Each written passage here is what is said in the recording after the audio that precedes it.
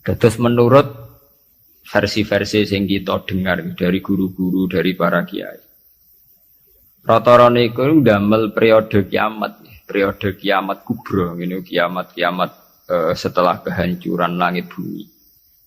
Niku wonten periode pertama. Ini ku trompetan pertama itu melahirkan guncangan, terus dados kiamat kubra. Terus kedua niku bahas. Ini ku sebagian kiai, sebagian ulama nafsiran yaumatar jufur rodifah, rojifah tasawuhan apa rodifah. Kulu bu yauma idzin apa wajifah. Ini sami standar. Rata-rata ulama darani malaikat sing nyekel trompet utawi sing calon nyebut trompet malaikat Israfil. Karena kiamat itu sudah dekat, niku sampai ada yang mengatakan bahwa trompet malaikat Israfil niku sudah di mulut, jadi wis di mulut. Karek napa? Nyebut. Dan semua ayat Quran menunjukkan memang kalau kiamat sudah dekat. Semua redaksi Quran niku semua menjelaskan bahwa kiamat itu sangat dekat. Nah, jenengan tangklet dari diinformasikan dekat. Nggih. Ben sampean gak salah paham. Dari diinformasikan dekat itu mulai zaman Rasulullah sampai sekarang mumpun 1428 Hijriah. Hampir 16 abad. Niku mawon ngangge tahun Hijriah. Tapi lalu dalam masa ribuan lebih kok belum juga datang. Nah ini pentingnya satu metode ilmiah.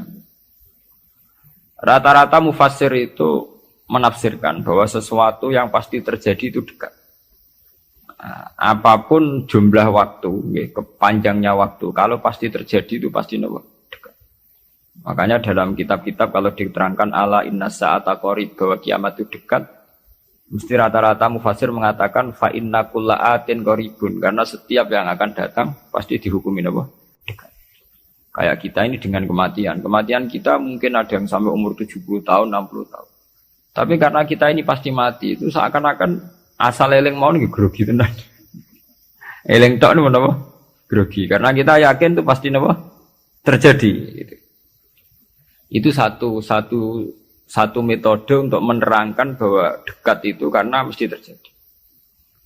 Metode kedua niku berbanding dengan umur dunia. Umur dunia wingi kula maca teng Kompas, versi Kompas itu sekitar 3 miliar berapa dari bumi diciptakan sampai sekarang, kalau versi ilmuwan itu sekitar 3 miliar berapa. Nggih to nggih wong dinosaurus mawon sekian ratus juta. Artinya kalau betul dengan hitung-hitungan itu misalnya kiamat itu 1 miliar lagi ya dekat, karena berbanding dengan masa lalu yang pun lebih 3 miliar gitu kan. Nah, kalau setuju metode ketiga.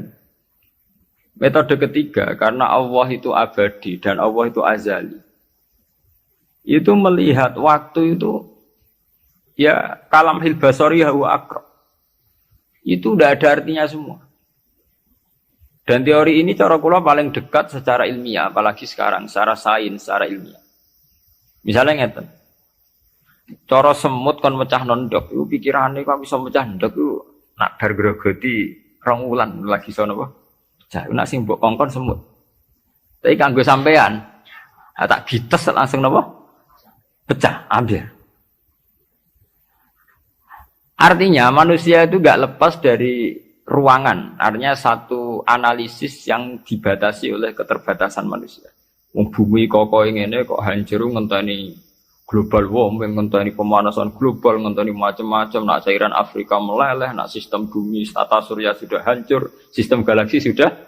Iku acara manusia. Jadi dengan segala ilmiahnya manusia, bayangno kiamat tentu nunggu global warming, nunggu tata surya sing rusak galaksi.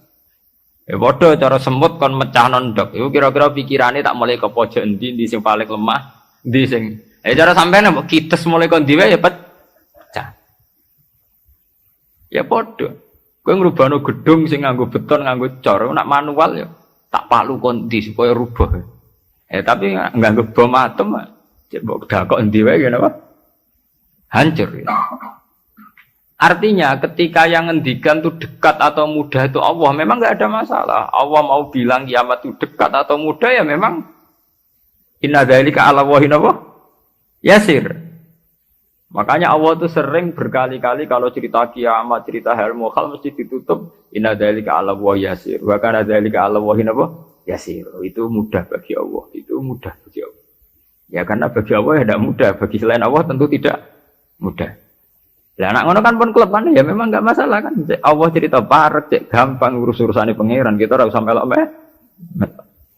Pangeran nak metu mokonge nak ngendikan la yusalu amma yafalu wa hum yusalu. Bentone manusa wae sering analisis pangeran mbek teorine manusa. Ya mesti ora sambung wong Allah iku azali dianalisis mbek sesuatu sing hadis sing sekarang, sing profan, sing rusak. Makanya para pencari Tuhan yang murni dengan rasional tentu tidak akan ketemu karena dia akan mengkiaskan barang-barang hadis untuk meneliti barang-barang azal. Ini wow, contoh paling gampang nih wow. Bahwa manusia itu cara berpikir itu pun mesti dibatasi dengan ruang dan waktu. Padahal pangeran, bukan butuh ruang, bukan butuh apa waktu. Ini gue mau apa? Ya contoh termudah itu. Contoh termudah, jika kita nganggap kiamat, itu tentu dengan teori rasional kita akan bicara tentang bumi tua sekian tahun lagi. Sistem galaksi itu per tahun bergeser sekian. Kayak laut itu ngalami rob itu setiap tahun itu sekian senti. Kalau sekian senti kali sekian ratus tahun, berarti begini. Pemanasan global ya gitu, kalau kena emisi karbon sekian tahun sekian, berarti sekian ratus tahun kemudian sudah begini kan bisa dihitung secara sains. Tapi itu kan hitung-hitungannya manusia. Tapi kan beberapa kali sejarah membuktikan itu keliru. Kelirunya ya karena kemungkinannya itu dua. Satu bahwa itu tidak diciptakan efek yang melawan. Nomor dua bahwa kejadiannya itu tidak mesti seperti itu. Ya contoh. Ketika dulu wong nak nandur gabah nganti 8 bulan, nanti 6 bulan, terakhir 6 bulan. Itu orang mikir dihitung, dulu sering krisis pangan dihitung, nak wong jumlahnya tambah terus. Nah, terus gabah panennya 6 bulan iso kelamparan. Dalam penemuan ilmiah sing iso 3 bulan. Sehingga zaman manusia sithik sering telat beras, sampai wong mangan jagung bekatut. Saiki wong pirang-pirang ora tau telat napa? Beras. Padahal pakar-pakar pangan sempat grogi, jangan-jangan karena jumlah uang akeh telat apa? Beras. Masalah tempat nggih ngoten. Wong jumlah akeh tanah ra tambah sampeyan do manggon. Tapi manusia lewat modernnya itu iso nggawe omah tingkat omah susun. Wong modern ana sing diwajah lah manggon memaras manggon. Artinya manusia dengan segala kekhawatiran terhadap fenomena alam yang mesti terjadi juga banyak manusia yang mengantisipasi itu lewat penemuan ilmiah juga. Itu ya rawan klop itu, rawan apa? Klop. Artinya semua teorinya manusia itu mau berbicara tentang sebab akibat dan itu bisa diantisipasi terus. Bisa diantisipasi terus. Ya, makanya istilah Quran nak ngenyak manusia niku. Walakin aksarahum la ya'lamun ya'lamuna dhahiran minal hayatid dunya. Paling banter manusia itu mau ya'lamuna dhahiran minal hayatid dunya. Yang diketahui itu hanya kulitnya saja, lahirnya saja. Gampangannya dokter meriksa, saiki lara pemah mereka mangane ra tertib. Ya kan secara profesional dia pakai standar objektif kalau makannya tidak tertib itu lahir mah. Sekarang ini namanya mah. Tapi bagi keluarga itu mungkin tertib piye? Tertib butuh ekonomi tertib, penghasilan tertib kan. Tentu itu enggak dianggap masalah mah, masalah ekonomi. Orang dianggap masalah mah, tapi dianggap masalah apa? Ekonomi. Nah nanti bagi yang lain sing ahli saraf, ahli apa itu tidak murni dianggap masalah mah atau masalah telat makan, lebih ke psikologis. Bahwa saraf itu punya ketahanan sekian. Kalau secara psikologi tertekan, maka tingkat ketahanan pada penyakit hanya sekian. Jadi awal-awalnya karena pikiran saking sering kacau nih. Karena sering telat lah, nak kondisi sarafnya itu, kondisi psikologinya itu stabil, Itu tingkat imunitas, tingkat kekebalan terhadap penyakit juga sekian. Artinya tidak pati riskan, nggak pati rawan kena apa? Penyakit. Itu kan sudah 3 versi.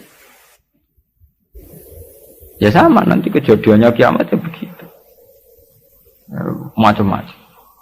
Nah, tapi yang jelas kata para ulama-ulama itu, terutama ulama-ulama sing ahli hakikat, kiamat itu apapun gambarannya yang digambarkan ulama itu hanya gambaran-gambaran betapa sesuatu yang kita hinggapi sekarang, kita singgahi sekarang itu fanin, akan rusak.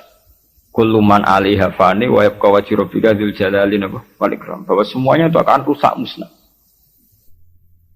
Karena apa? Bagi yang nglakoni, sing nglakoni.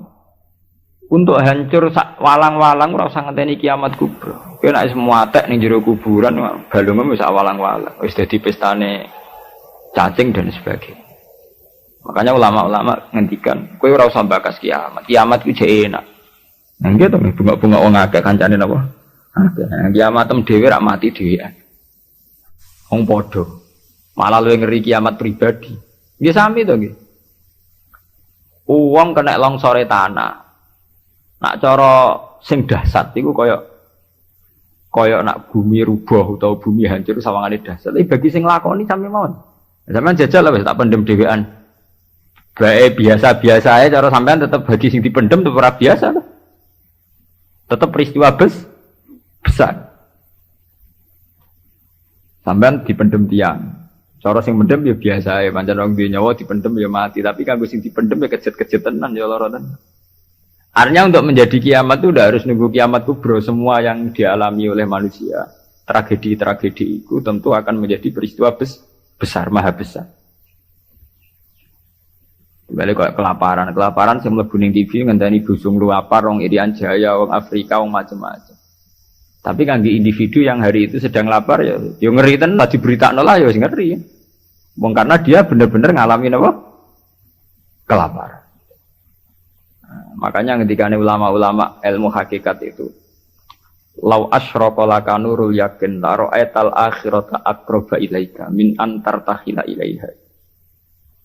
Andaikan kamu imannya benar, itu tentu melihat akhirat itu sekarang, tidak usah nunggu nanti. Lau asyraqa laka nurul yakin, la ra'aital akhirata aqraba ilaika min antar takhila ilaiha. Andaikan kamu sudah sampai ainul yakin, hakul yakin, kamu melihat akhirat itu sekarang. Tidak usah nanti-nanti nunggu mati atau nunggu ono ba'at, nunggu swarga napa neraka. Kenapa? Yaitu tadi, bagi orang yang khosyahnya tinggi, orang-orang yang pada kelas idza dzikra wa wajilat, akhirat itu sekarang. Sampai nanti ya akhirat, besok ya akhirat lagi, hari ketiga ya akhirat lagi. Sampai kita mati ya akhirat lagi, sekarang pun akhirat lagi. Maksudnya gimana? Bahwa paling kita takuti saat mati adalah masuk surga sebagai simbol ridho Allah dan masuk neraka sebagai simbol suhtu. Dan bagi orang yang sangat takwa, itu takut ya dimulai dari sekarang. Setiap detik kita takut, jangan-jangan kita tidak dalam ridha Allah. Setiap detik kita takut, jangan-jangan kita sedang dalam suhtu. Nah, ketakutan-ketakutan ini tentu menjadi kita sudah benar-benar kayak di akhirat. Artinya untuk trauma tentang neraka, untuk menikmati surga itu ya dimulai benar-benar sekarang. Artinya ning swarga sing tak golek ya ridane Allah. Ning neraka sing tak wedeni ya suhtu. Sekarang juga kita juga begitu. Sekarang juga kita sing paling wedi ya mbek suhtu kok. Sing paling seneng ya mbek ridho. Nane akhirat ngenteni mati ya akhirat yang bentuk. Ya akhirat kowe iku. Wedi pangeran ngenteni mati. Nggo ning kuburan dhewean. Nggo ditangisi mudin ki saiki dhewean ning kuburan. Serana dulur ra ono sanak. Lah apa zaman ning donya akeh wong terus bahagia, ana dulur malah tukaran. Ana bojo malah saiki kowe lara ning kuburan dhewean ra ono anak, mana ana anak geger malah mbek anak. Mudin ya ilmiah. Apa? Mudin itu pek menange dhewe ndek ning nglakoni rutin. Kan apa nak dhewean terus lara kan mboten mesti to. Ada kok anak bojo, zaman ning dunia malah kadang anak bojo masalah tenan. Itu artinya apa? Itu tadi. Kiamat itu ada, ba'ats itu ada. Kita nanti mati, nanti kita dihisab. Tapi seorang mukmin sejati tentu tidak akan menunggu hisab itu datang nanti. Mulai sekarang itu takut hisab. Makanya sampai Rasulullah ngendikan hasibu anfusakum qabla an tuhasabu. Kowe iku ngitung awakmu yo saiki, ngrasa awakmu mbok evaluasi terus, mbok hisab terus. Ya Allah, hari ini saya melakukan amal baik berapa, amal jelek saya berapa. Qabla an tuhasabu, sebelum benar-benar hisab itu nanti nyata. Audit dari Tuhan nanti belum.